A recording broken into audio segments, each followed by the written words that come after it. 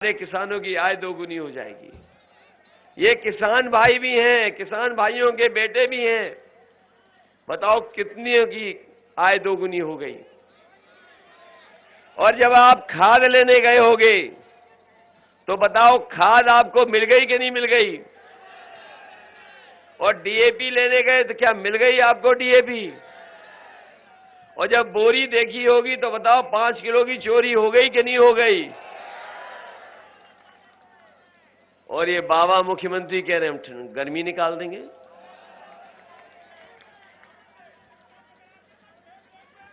इधर बाबा मुख्यमंत्री बहुत नाम बदल रहे थे। बाबा मुख्यमंत्री जो हमारे हैं बहुत नाम बदल रहे थे। जहां जाते थे वहां नाम बदल देते थे, जहां जाते थे रंग बदल देते थे। मुझे खुशी है इस बात की, लखनऊ का एक बहुत बड़ा अंग्रेजी के अखबार ने बाबा मुख्यमंत्री का नाम बदल दिया। जो दूसरों का नाम बदल रहे थे, योजनाओं के कार्यक्रम के नाम बदल रहे थे, उनका नाम एक अंग्रेजी के अखबार ने बदल दिया। और अब हम भी उनको उसी नाम से बुलाएंगे। अभी तक तो हम बाबा मुख्यमंत्री बुला रहे थे, अब वो बाबा बुलडोजर वाले बाबा हो गए हैं। और अच्छा किया उन्होंने बुलडोजर अपना मेंटेनेंस में डाल दिया, क्योंकि वो जान गए सरकार बदलने वाली है। बताओ महंगाई हो गई कि नहीं हो गई? ये जो डीजल पेट्रोल की कीमत कहां पहुंच गई? बताइए, पेट्रोल पहुंच गया कि नहीं पहुंच गया 100 के पार? ये लोग अगर सरकार में आ गए तो हो सकता है पेट्रोल 200 रुपए बिके। ये बीजेपी वाले पहले डोर टू डोर कैंपेन कर रहे थे, डोर टू डोर प्रचार। आपने देखा होगा जब प्रचार शुरू हुआ चुनाव का तो ये लोग घर घर जाकर के प्रचार कर रहे थे। इनमें से कुछ लोग ऐसे थे थूक पर्चे पे लगा करके बांट रहे थे। लेकिन जब जनता की नाराजगी देखी इन्होंने तो अब दूर दूर से प्रचार कर रहे हैं। और जब से जनता ने लाल सिलेंडर इन्हें दिखा दिए हैं तब से ये घरों में नहीं आ रहे हैं। बताओ सिलेंडर महंगा हो गया कि नहीं हो गया? इसलिए आपसे हम विशेष निवेदन करने आए हैं।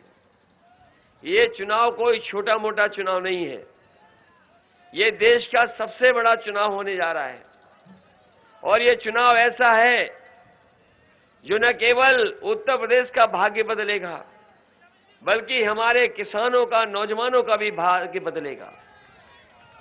ये बीजेपी के लोगों ने लगातार झूठ बोला है, जनता को गुमराह किया है और समाजवादियों ने हमेशा जनता के लिए काम कर करके दिखाया है। इसलिए समाजवादी पार्टी ने अपने संकल्प पत्र में कहा है कि जिस समय समाजवादी सरकार बनेगी हमारे किसानों की और हमारे आम लोगों की बिजली का बिल 300 यूनिट फ्री होगा, कोई बिल नहीं आएगा। न केवल 300 यूनिट बिजली फ्री होगी बल्कि किसानों की सिंचाई भी मुफ्त होगी, एक भी पैसा किसानों को नहीं देना पड़ेगा। हमारे बीएड, टीटी वाले, बीटीसी वाले और ये शिक्षा मित्र वाले जानते होंगे, इन्होंने बहुत संघर्ष किया। शिक्षा मित्र वालों ने, इनको अगर किसी ने मदद की थी तो समाजवादी लोगों ने मदद की थी। लेकिन ये लोग भी, शिक्षा मित्र वाले लोग भी बीजेपी के चक्कर में आ गए थे। अब तो नहीं हो चक्कर में। ये अभी कुछ दिन पहले हमसे मिले थे, मैंने इन्हें भरोसा दिलाया है कि जिस तरीके से समाजवादी सरकार में आपको सम्मान मिला था वो सम्मान लौटाएंगे और आपको परमानेंट नौकरी देने का काम भी समाजवादी सरकार में होगा। इधर नौकरी को लेकर के बहुत सवाल खड़े हुए हैं। ये सरकार जब से आई है हमारे नौजवानों की नौकरी छीन ली, रोजगार छीन लिया। और ये बाबा मुख्यमंत्री जो कहते हैं कि हम 24 घंटे काम करते हैं, बताओ 11 लाख पद सरकारी खाली हैं। इसलिए हम नौजवानों आपको भरोसा दिला के जा रहे हैं, समाजवादी सरकार बनेगी तो 11 के 11 लाख पदों को भर करके नौजवानों को नौकरी देने का काम होगा। और ये जो गर्मी निकालने की बात कर रहे हैं, मैं उनसे कहना चाहता हूं कि समाजवादी सरकार बनेगी तो फौज में और पुलिस में नौकरी निकाल करके नौजवानों को रोजगार और नौकरी देने का काम होगा। बाबा मुख्यमंत्री जी जो अब बुलडोजर बाबा है, ये कहते हैं कि समाजवादी पार्टी के लोग 12 बजे सो के उठते हैं। ये कहने लगे कि 12 बजे सो के उठते हैं। जिस दिन से इन्होंने कहा है 12 बजे उठने की बात, उसी दिन से हम इनके घर पे भी नजर रखे हुए हैं। और सोचिए देखने को क्या मिलता है, कभी कभी धुआं आता है वहां से। और अभी सुनने को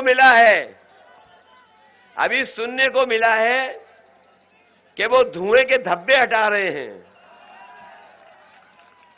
क्योंकि हमारे सीएम ने पीएम को बुलाया है। पीएम वाला मामला तो शहर वाले जानते होंगे, मूवर्स और पैकर्स एंड मूवर्स जो सामान उठा के बांध के लेके चले जाते हैं। तो ये हमारे बाबा मुख्यमंत्री जो अब बुलडोजर बाबा हैं, इनको हम बताना चाहते हैं कि संडीला के लोगों ने तो मन बना लिया है। इस समय जिस समय ये छड़ी पर वोट डालेंगे तो देख लेना गर्मी निकालने वालों के ये भाप निकालने का काम कर देंगे।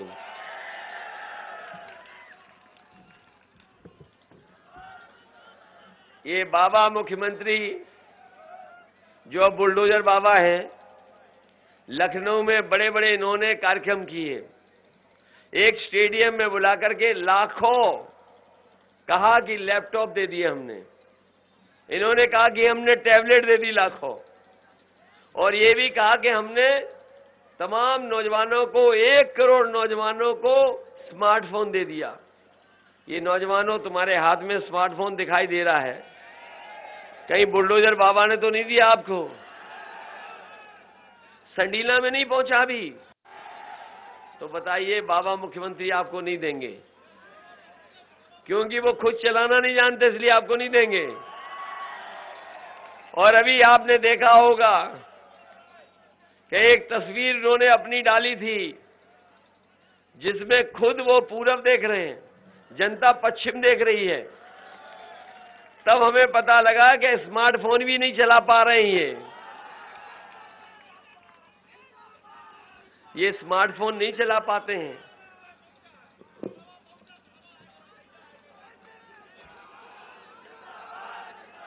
मैं जानता हूं कहां तकलीफ है। ये हमारे किसान जो इंतजार कर रहे थे, उनकी पैदावार की कीमत मिल जाएगी, पैदावार की कीमत नहीं मिली। लेकिन हमारे बुलडोजर बाबा जी ने उन्हें दिन रात जगाने को कर दिया है, पूरी रखवाली करनी पड़ रही है। और जो गौशालाएं बनी थीं उसमें भूखी गाय मर रही हैं। और जो बाबा जी बता रहे थे कि हम उत्तर प्रदेश को सुधार देंगे, किसानों की मदद कर देंगे, वो अपने प्रिय जानवर को भी नहीं पकड़ पा रहे हैं। ये जो नाम ले रहे हो आप, ये हमारे बाबा मुख्यमंत्री जी का सबसे प्रिय जानवर है। इसलिए हम आपसे निवेदन करने आए हैं, ये चुनाव सरकार बनाने का है। बताइए, जैसा अभी आपके ओम प्रकाश राजभर जी ने कहा, क्या कांग्रेस सरकार बना रही है? क्या बहुजन समाज पार्टी सरकार बना रही है? सीधा सीधा मुकाबला है जनता का और भारतीय जनता पार्टी का। और समाजवादी पार्टी जनता के साथ खड़ी है, ये हमारे सुहेलदेव पार्टी जनता के साथ खड़ी है, साइकिल और छड़ी जनता के साथ खड़ी है। ये जो हम अपने साथियों को समझा के जा रहे हैं, आपने अभी पंचायत का चुनाव देखा होगा, मुकाबला था समाजवादी पार्टी और भाजपा में। भाजपा जो कर सकती थी उन्होंने किया, पैसे से लेकर के वोट छीनने तक। और कई जगह आपने खबरें पढ़ी होंगी कि जो हमारी माताएं बहनें पर्चा खरीद करके लाई थीं, उनके कपड़े फाड़ दिए और पर्चा छीन लिया। याद है कि नहीं याद है? और पूरे उत्तर प्रदेश में बहुजन समाज पार्टी के जितने भी जिला पंचायत सदस्य थे, सबने बीजेपी की मदद की कि नहीं की? इसलिए हम आपसे कहना चाहते हैं, ये संडीला के लोग बहुत समझदार लोग हैं। ये संडीला के लोग बहुत समझदार लोग हैं। आप हर चीज को समझते हो। जब संडीला के लोग संडीला का इतना अच्छा लड्डू बना सकते हैं, तो बताओ सरकार नहीं बना दोगे आप? और ये बीजेपी वाले कोई खुशी का मौका नहीं आने देना चाहते हमारे आपके जीवन में कि हम आप लोग संडीले का लड्डू खाएं। बताओ, आप समझते हो बात क्यों नहीं समझते हो? ये जो हाथी पे बैठे हैं, कहां चले जाएंगे? आप बताओ, जो हाथी पे बैठे हैं वो कहां जा सकते हैं? और इनके गुरु कहां हैं? वो पहले ही बीजेपी में है। आप बात समझ गए कि नहीं समझ गए? जो हाथी पे बैठे हैं वो कहीं भी जा सकते हैं, और जो हाथी पे बैठे हैं उनके गुरु किस पार्टी में बैठे हैं? अगर ये बात समझते तो फिर हम क्यों समझाएं आपको?